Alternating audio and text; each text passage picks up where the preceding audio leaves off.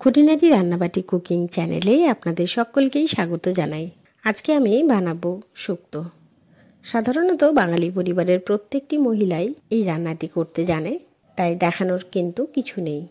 তবুও ভাবলাম আপনাদের সঙ্গে একটু শেয়ার করেই নিই। প্রথমেই হাই ফ্লেমে কড়াই বসিয়ে দিয়ে তাতে অল্প পরিমাণ সর্ষের তেল দিয়ে বাজারে পাওয়া বড়ি একটু নাড়াচাড়া করে গোল্ডেন ব্রাউন কালার হওয়া পর্যন্ত ভেজে নিচ্ছি। বড়ি ভাজা হয়ে গেছে, এরপর নামিয়ে নিয়ে ওই একই তেলে ভেজে নিচ্ছি কেটে রাখা করলা। করলা এখানে একটু ডিপ ফ্রাই করে নেব, যাতে করলার মধ্যেও কিন্তু যেন গোল্ডেন ব্রাউন কালার চলে আসে। দেখুন করলাও কিন্তু ভাজা হয়ে গেছে, এরপর করলাও তুলে রেখে নিচ্ছি। এরপর ওই একই তেলে কিছু পরিমাণ রাঁধুনি ফোড়ন হিসেবে দিয়ে দিচ্ছি। এরপর দিয়ে দিচ্ছি বেটে রাখা শুক্তো মশলা। এখানে আমি মশলার মধ্যে নিয়েছি কিছু পরিমাণ পোস্ত, সাদা সর্ষে, কালো সর্ষে এবং কাঁচা লঙ্কা। এই সব কটার একটা মিহি পেস্ট বানিয়ে নিয়েছি। এই পেস্টটা তেলে দেওয়ার পর একটুখানি ভেজে নেব, যাতে মশলার মধ্যে জলটা অল্প শুকিয়ে আসে।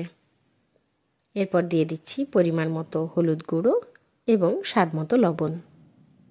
সমগ্র মশলাটা নাড়াচাড়া করে একটু ভেজে নিচ্ছি, তবে বেশি ভাজবো না, তাহলে কিন্তু সর্ষের তেতো ভাব সবজিকে বা শুক্তোকে আর একটু তেতো করে দেবে। মশলা প্রায় ভাজা ভাজা হয়ে গেছে, তাই এবার অ্যাড করে দেব কিছু সবজি। এখানে আপনি চাইলে বাড়িতে থাকা সমস্ত ধরনের সবজি অ্যাড করতে পারেন। আমার বাড়িতে আপাতত বেগুন, কাঁচকলা, গাজর এবং সজনে ডাঁটা ছিল, তাই আমি সেটা দিয়েই কাজ চালিয়ে নিয়েছি। এবার সমস্ত সবজি সরাসরি মশলার মধ্যে দিয়ে একটু নাড়াঘাটা করে কষিয়ে নিচ্ছি, যাতে মশলাটা সবজির মধ্যে প্রায় লেগে যায়। সবজি নাড়াঘাটা করার পর গ্যাস কিন্তু লো করে দিয়ে একটা ঢাকা চাপা দিয়ে দিলাম। যেহেতু এখানে খুব একটা তেলের ব্যবহার করিনি, তাই সবজিগুলো যাতে একটু নরমও হয়ে যায় এবং মশলার ফ্লেভার যেন ভালোভাবে নিয়ে নেয়, তাই একটু ঢাকা চাপা দিয়ে দিলাম। প্রায় 2 মিনিট পর ঢাকা খুলে নেব। দেখুন কি সুন্দরভাবে সবজিগুলো একটু তো হলেও নরম হয়েছে। এবার নাড়াচাড়া করে নিচ্ছি। দিয়ে দিলাম সবজির যেন ডুবে থাকে সেই পরিমাণ জল। ঝোলটা আপনি কতটা চান সেই অনুপাতে জলটা দেবেন।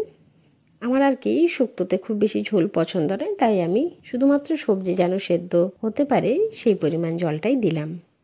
এবার ভালোভাবে সবজিগুলো যাতে সেদ্ধ হয়ে যায়, তাই আবারও একটা ঢাকা চাপা দিয়ে গ্যাসের ফ্লেম হাই করে দিচ্ছি।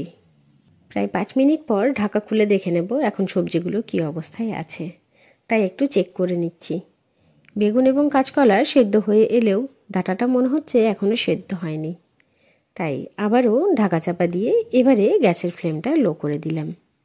এবার 5 মিনিট হয়ে গেছে, ঢাকা খুলে দেখে নিচ্ছি। এবার মনে হচ্ছে সমস্ত সবজি খুব ভালোভাবে সেদ্ধ হয়ে গেছে, তাই ওপর থেকে দিয়ে দিলাম একটু শুক্তো মশলা, মানে যেটা আর কি বাজারে পাওয়া যায় সেই মশলাটা। এরপর নাড়াচাড়া করে মশলাটা সবজির মধ্যে মিশিয়ে দিলাম। এরপর আমি গ্যাসের ফ্লেমটা অফ করে দিলাম। সবশেষে দিয়ে দিচ্ছি প্রথমেই ভেজে রাখা বড়ি এবং করলা ভাজা। এখানে চাইলে আপনি বড়ি এবং করলা দেওয়ার পর একটু ফুটিয়ে নিতে পারেন। এতে কিন্তু সবজির মধ্যে তেতো ভাবটা খুব বেশিই লাগে, তাই আমি কিন্তু করলাটা একটু ডিপ ফ্রাই করেছিলাম, তাই আর কি ফুটানোর দরকার নেই। ঝোলের মধ্যে যে গরম ব্যাপারটা আছে তার মধ্যেই কিন্তু করলাটা ভালোভাবে সেদ্ধ হয়ে যাবে। তাছাড়া ওটা তো আমি আগেই ডিপ ফ্রাই করে নিয়েছিলাম। ব্যাস, রান্না কিন্তু শেষ। এবার শুধু পরিবেশনের পালা। এই শুক্তোটা গরম ভাতের সঙ্গে খুব ভালো যায়। নিরামিষের দিনে এই ধরনের শুক্তোর জুড়ি মেলা ভার। অতি অবশ্যই আপনার বাড়িতে এইরকম অল্প তেলে শুক্তো রান্না ট্রাই করে দেখবেন। কেমন হয়েছে কমেন্টে কিন্তু জানাতে ভুলবেন না।